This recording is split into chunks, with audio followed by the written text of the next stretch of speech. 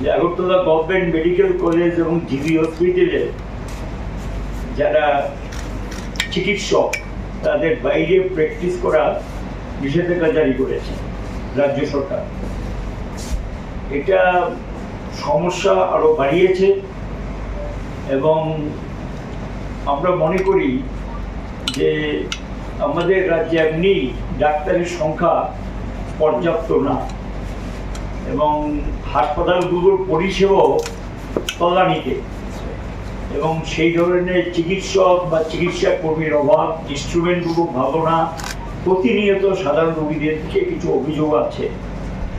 এই পরিস্থিতির মধ্যে সামগ্রিক বাস্তব পরিস্থিতি চিন্তা ভাবনা না করে একটা চট করে এই ধরনের সিদ্ধান্ত আরো বেশি সমস্যাটাকে জটিল করে তুলেছেন এবং সাধারণ রোগীরা গত কয়েকদিন যাবৎ মারাত্মক সমস্যার সম্মুখীন।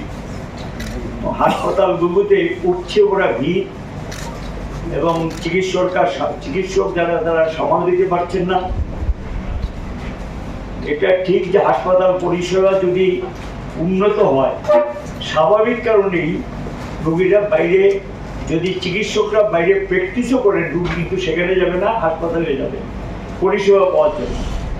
এই সমস্যাগুলো নিরসন না করে, সমাধান না করে, একতরফাভাবে কারোর সঙ্গে পরামর্শ নেই, আলোচনা নেই, বাস্তব পরিস্থিতির মূল্যায়ন নেই, একতরফাভাবে চট করে সরকারি সিদ্ধান্ত নেওয়াতেই রোগীদের মধ্যে ক্ষোভ এবং বিক্ষোভের বহিঃপ্রকাশ ঘটছে এবং আমাদের একটা কিছু এটাকে কেন্দ্র করে যদি কারো মৃত্যু ঘটে বা কারো জীবনহানি ঘটে, তার দায় কিন্তু সরকারকে বহন করতে হবে।